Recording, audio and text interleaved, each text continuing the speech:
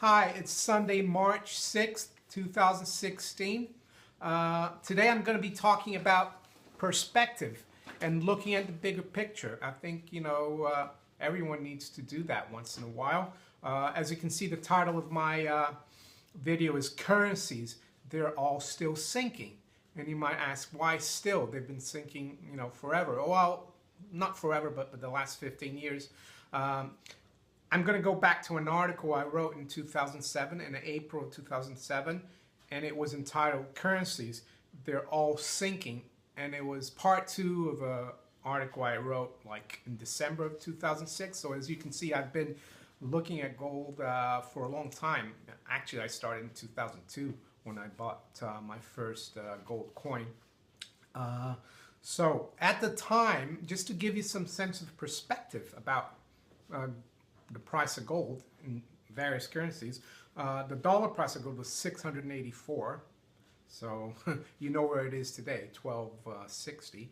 The euro price of gold was 502. Today it's above 1100. The pound price of gold is 342. Today we are almost at 900. And the Swiss franc price was 823. Today it's similar to the dollar price at 1250. The Japanese yen price was 81,000, and now it's over 140,000. What I'm going to do in this video as well is briefly explain to you why, people always talk about the dollar price of gold and why that is important, even though, if you live in a different country, you are going to, also want to know the price of gold in your currency. But basically it's because of the world wars we had in the last 100 years. World War One, I've been reading Nomi Prin's book. I haven't finished it yet, All the President's Bankers, and she explains how the US totally, the US private banks financed that war, even though, for the first 3 years, and then for the last year, even though the US is supposed to be neutral, President Wilson allowed the banks to finance actually both sides, the Allies and the Axis powers. So America made a fortune out of World War One, and then also World War Two. Even though the US fought a lot more during World War Two, in World War One they came in the last year. World War II, they came in 41 to 45. And so by 1944, the United States had over 2/3, if not more, a lot, almost all the world's gold reserves. And I think, by that time, the war was winding down, 1944, so they called up the Bretton Woods meeting or conference, and they drew up the dollar system, where the dollar was fixed to gold at $35 an ounce, and then all the other currencies were fixed to the dollar. They could devalue against the dollar, but not directly against gold. The pound had kind of a different status. It was a quasi-reserve currency, even though it was losing a lot of its importance. But that's why, the dollar was always fixed against gold, and it was at $35 an ounce. So everyone could devalue against the dollar. But then, the Americans, government especially, spent a lot of money. Vietnam War, the welfare state in the 60s, the Great Society, Lyndon Johnson.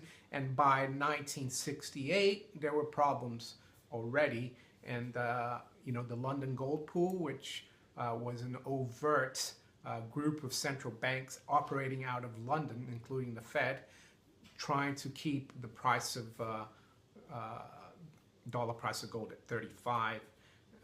Eventually, they gave up because the U.S. didn't have as much gold anymore, and the French were asking for redemption. Even the British were asking for redemption. So Nixon closed the gold window in 1971, August 15th, and they devalued the price of the dollar.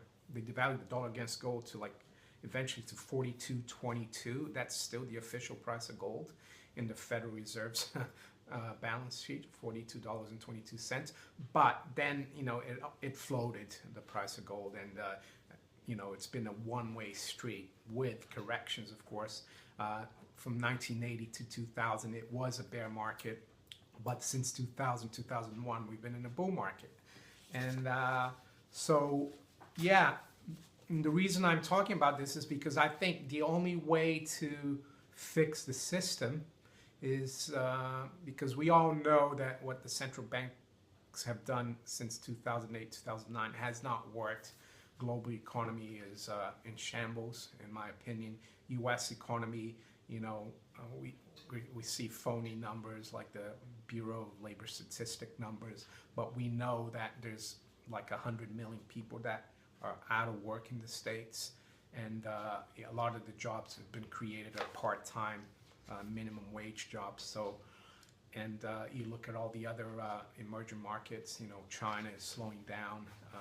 So I think, in my opinion, that eventually the powers that be, or the establishment, which is the banks, the financial media, and governments, the people that hate gold, that disparage people like me and other people who look at gold as a real measure of wealth, and it has been for the last few thousand years of human, development or human society. And ultimately, though, they will, the central banks and the governments will have to, give in to gold and make gold a much more important part of the system. And that will halt the gravy train of the statists, of the banking fraternity,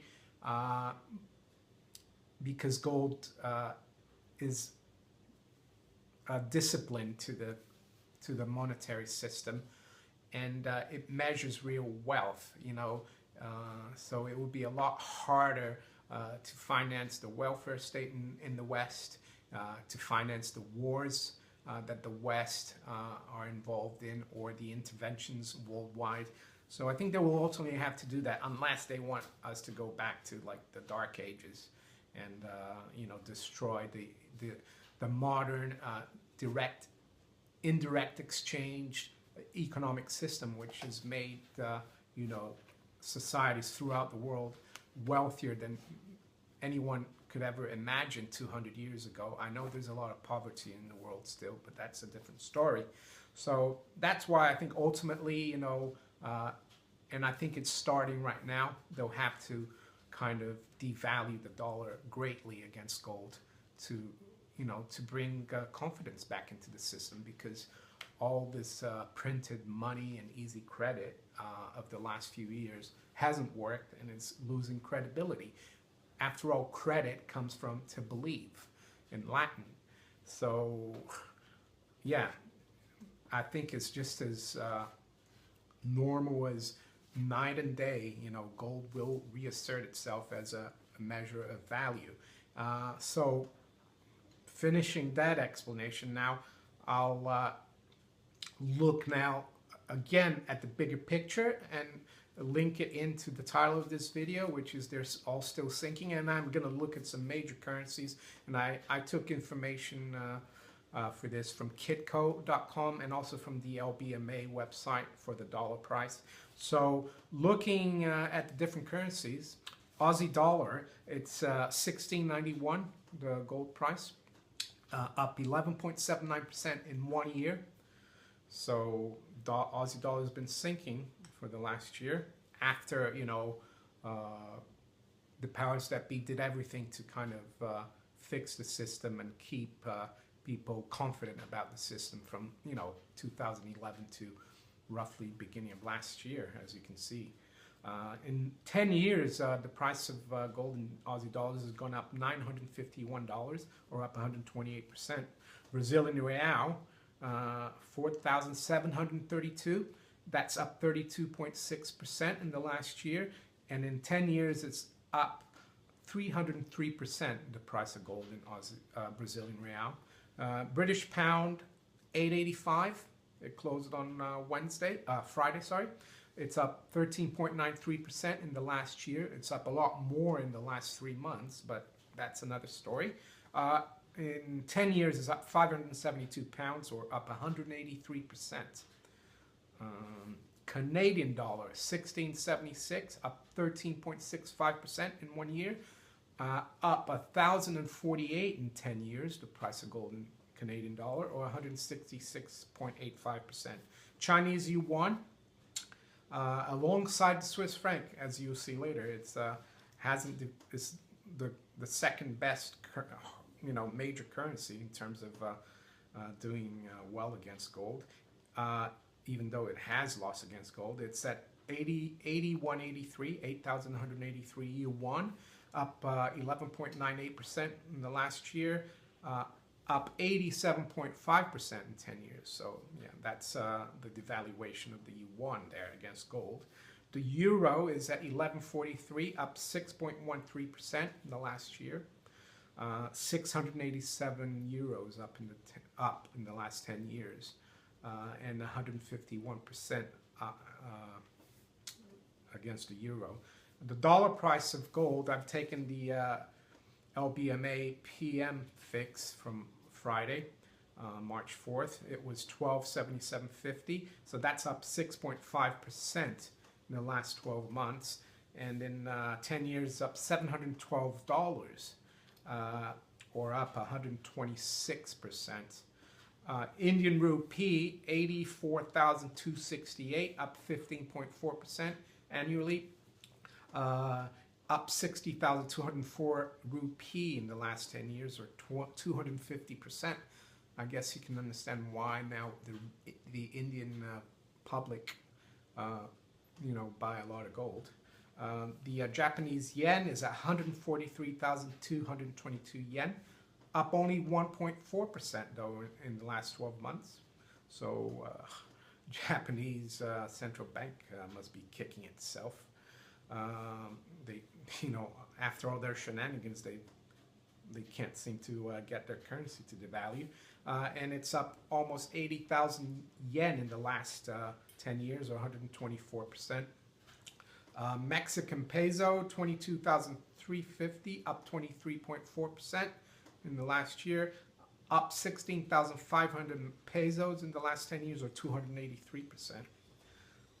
Ruble, Russian ruble, 90,555, up 28% in the last 12 months, and up 75,328 rubles in the last 10 years, or up 494%. So out of these major currencies, that's the worst performing currency. So Russians that have been investing in gold are protecting their savings and wealth fairly well, I would say. Swiss franc, 1250, up 8.5% in the last year, up 541 in the last 10 years, or 76%. So yeah, it's the best performing currency against gold out of these that I've just come out and told you about. And the yuan is the second best performing currency. So as you can see, all fiat currencies have been sinking, the last 15 years, and even though I was just looking at the last 10 years. And as you can see, they sink at different paces. Some sink faster than others, like the Russian ruble. Swiss franc is not sinking as fast, nor is the yuan. And I expect that we're now in a period where this sinking is going to accelerate for all currencies, and especially the dollar. I think the dollar is going to catch up or catch down in its sinking. And I expect it to continue throughout 2016 and thereafter. And I think, if we do the same exercise in 5 years' time, I think we'll be shocked how much all the fiat currencies have sunk. Hopefully by then, gold will have a more important role in the monetary world, and currencies will stop sinking. That would be good, but you never know with the people in charge, and the powers that be in the world. So If you enjoyed this video, please like the video below. Also, subscribe to my channel if you'd like to. I make videos regularly, more than twice a week, I would say. And also share it with friends that you think would like this video. Happy Mother's Day for all of you in the UK, all the mothers in the UK. It's not Mother's Day in the rest of the world. And good end of the weekend for everyone else. Take care. Bye.